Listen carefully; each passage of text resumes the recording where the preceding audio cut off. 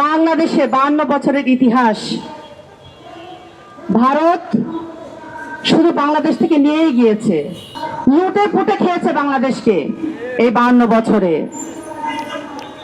যুদ্ধের দোহাই দিয়ে তারা সেই যুদ্ধের পরবর্তীতেই যে বোঝাই ভর্তি গাড়ি বোঝাই করে করে যে সম্পদগুলো নিয়ে গিয়েছে, সেই সম্পদও কিন্তু এখন হিসাব করলে অভূতপূর্ব ঘটনা ঘটিয়েছে, যেটা আসলে এখনো পর্যন্ত বাংলাদেশের সেই অপূরণীয় অভাব সেটা পূরণ করা সম্ভব নয়।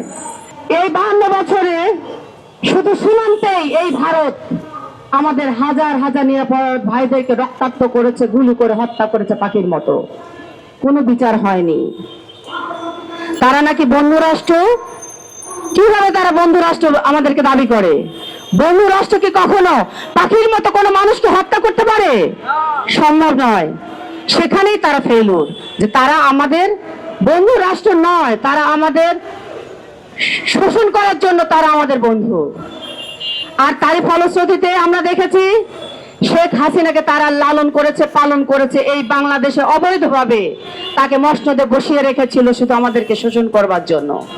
একের পর এক অসম চুক্তি করে আমাদেরকে ভাতে মারতে চেয়েছে, পানিতে মারতে চেয়েছে। এই বাংলাদেশের সার্বভৌমত্বকে ভুলনভূত করার চেষ্টা করেছে, এখন পর্যন্ত করে যাচ্ছে। 24-এর সে 5ই আগস্ট একটি স্বৈর শাসকের যখন পতন হয়, সেই বন্ধু রাষ্ট্র নাকি আমাদের বন্ধু। কোথায় আমাদের বন্ধু? সে তো আমাদের বন্ধু নয়, সে তো শুধু হাসিনার বন্ধু। এই জন্য সে শুধু হাসিনাকে আশ্রয় দিয়েছে, বাংলাদেশের 18 কোটি মানুষকে একদিকে রেখে।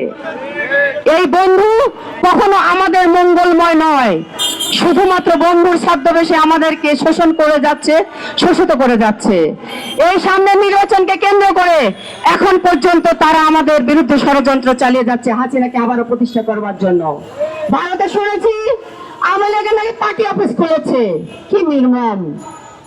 যে স্বৈর শাসক পালিয়ে যায়, ইন্ডিয়াতে একের পর এক তাদের মানে আওয়ামী লীগের প্রেতাত্মারা যখন চলে যাচ্ছে, তাদের জন্য সীমান্তগুলো খুলে রাখা হয়। সাধারণ মানুষ যায় গুলি করে মারে, আর তাদের জন্য সীমান্তগুলো খুলে রাখা হয় তাদেরকে বাঁচানোর জন্য। এবং আমি শুধু ভারতকে একটি কথা বলতে চাই, আপনার বন্ধুকে ভালোবাসলে আপনি আপনার দেশে নিয়ে যে আপনি আপনার দেশে রাজনীতি করান, তাকে দরকার হলে মুখ্যমন্ত্রী বানায় দেয়, আমাদের বাংলাদেশে নয়। বাংলাদেশের মানুষ এখন জানে, বোঝে, সজ্ঞানে রাজনীতি করে, এবং বাংলাদেশের মানুষ তার অধিকার সম্পর্কে সচেতন। আর কোন ষড়যন্ত্র কখনো আগামী নির্বাচনে প্রতিষ্ঠা করতে পারবে না ইনশাল্লাহ। আর যদি কোনো দল সে ষড়যন্ত্রে লিপ্ত হয়, তারও অবস্থা কিন্তু সেই হাসিনার মতো হবে। আমি শুধু এইটুকু কথা বললাম। শহীদ প্রেসিডেন্ট জিয়াউর রহমানের তার দূরদর্শিতার জন্য একজন উচ্চমানের মেধাবী রাষ্ট্রনায়ক ছিল। এই বাংলাদেশ সহ দক্ষিণ এশিয়ার সার্ক কান্ট্রি হিসাবে প্রতিষ্ঠিত করেছিল, যে আমরা অন্তপক্ষে যারা 7টা কান্ট্রি এবং পরবর্তীতে আফগানিস্তানে যোগ হয়েছিল, অত্যাধিক সুবলভাবে প্রতিবেশী রাষ্ট্র হিসেবে যথেষ্ট সম্মান দেখিয়েছিল। কিন্তু ভাগ্যের দুর্বার পরিহাস, বাংলাদেশ থেকে এই ভারতের নেপথ্যের ষড়যন্ত্রের কারণে শহীদ প্রেসিডেন্ট জিয়াউর রহমান সেদিন নিহত হয়। আমরা এর দুর্ভাগ্য বহন করতেছি আজ পর্যন্ত ভারতের অসহযোগিতার জন্য। 1971 সালে যখন বাংলাদেশের স্বাধীনতা ঘোষণা করেন শহীদ প্রেসিডেন্ট জিয়াউর রহমান, তখন ভারত নিজেদের একটা এজেন্ডা নিয়ে বাংলাদেশকে সাহায্য করতে এগিয়ে এসেছিল, এবং স্বাধীনতার পরে বাংলাদেশের মূল্যবান অস্ত্র এবং ধন সম্পদ লুটে নিয়ে গিয়েছিল। এরপরে 75-এ বাংলাদেশকে একটি আশ্রিত রাষ্ট্র বানানোর জন্য শেখ মুজিবুর রহমানকে দিয়ে সংবিধান পরিবর্তন করে একনাত্র করা হয়েছিল, কিন্তু বাংলাদেশের জনতা, সিপাহী জনতা এটা রুখে দিয়েছিল। তার পরবর্তীতে আমরা দেখেছি যে যখন শেখ হাসিনা ক্ষমতা আসে, তারপরেও সে সংবিধানকে পরিবর্তন করে মানুষের ভোটাধিকার হরণ করেছিল।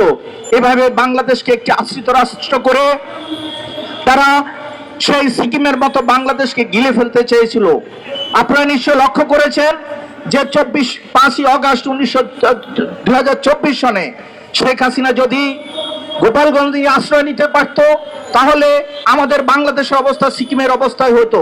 কিন্তু আমাদের ভরসার স্থল হচ্ছে সেই জুলাই আগস্ট বা 15 বছর বা গত 53 বছরে আমরা দেখেছি আমাদের এই দেশের আলেম ওলামা এবং মুসলিম জনগোষ্ঠী প্রকৃতপক্ষে এই চিন্তা এবং এটা ধারণা করে।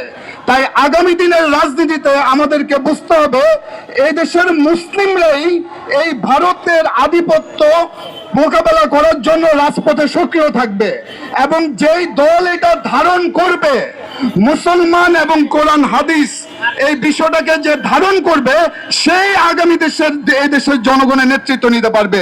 না হলে পতিত হাসিনার মতোই তার পতন অনিবার্য হবে। আমি আশা করি এদেশের মানুষ সত্যিকার ভাবে ভারতকে শত্রু রাষ্ট্র হিসাবে ঘোষণার দাবি জানিয়ে সরকারের কাছ থেকে যাতে এটা আদায় করতে পারে। দেশ বাঁচাও মানুষ বাঁচাও বিপিনকে ধন্যবাদ জানিয়ে আমি আমার বক্তব্য শেষ করছি। আসসালামু আলাইকুম ওয়া রাহমাতুল্লাহ।